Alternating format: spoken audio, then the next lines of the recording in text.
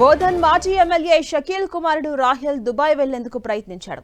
ఎయిర్పోర్ట్లో Dubai flight ఎక్కేందుకు ప్రయత్నించిన రాహెల్ ను పోలీసులు అడ్డుకున్నారు. 3 ఏళ్ల క్రితం జరిగిన హిట్ అండ్ రన్ కేసులో రాహెల్ ప్రధాన నిందితునిగా ఉన్నాడు. ఈ కేసులో ఇటీవల పోలీసుల ముందు లొంగిపోయాడు రాహెల్. ప్రస్తుతం రాహెల్ బెయిల్పై బయట ఉన్నారు.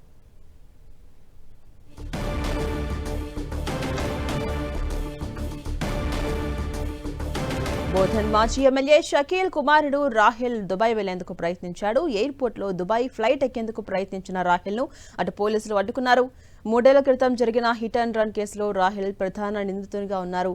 అయితే ఈ కేసులో ఇటీవల పోలీసుల ముందు లొంగిపోయాడు రాహెల్. ప్రస్తుతం రాహెల్ బెయిల్పై బయట ఉన్నారు.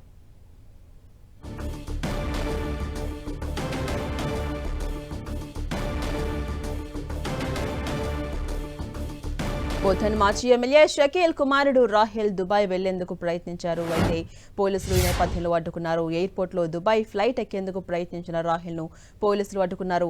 3 ఏళ్ల క్రితం జరిగినటువంటి హిట్ అండ్ రన్ కేసులో రాహెల్ ప్రధాన నిందితునిగా ఉన్నారు. అయితే ఈ కేసులో ఇటీవల పోలీసుల ముందు లొంగిపోయాడు రాహెల్. ప్రస్తుతం బెయిల్ మీద బయట ఉన్నారు.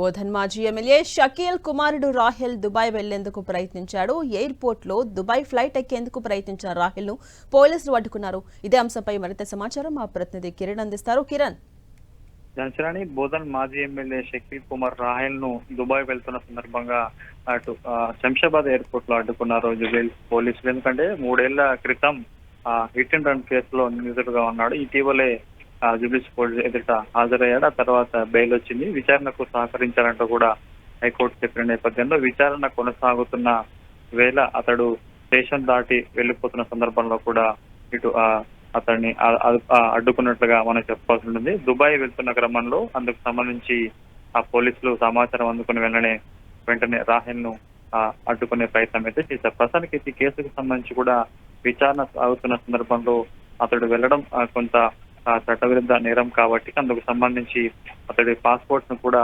సరెండర్ చేసుకున్నట్లుగా తెలుస్తుంది. Right, thank you Kiran.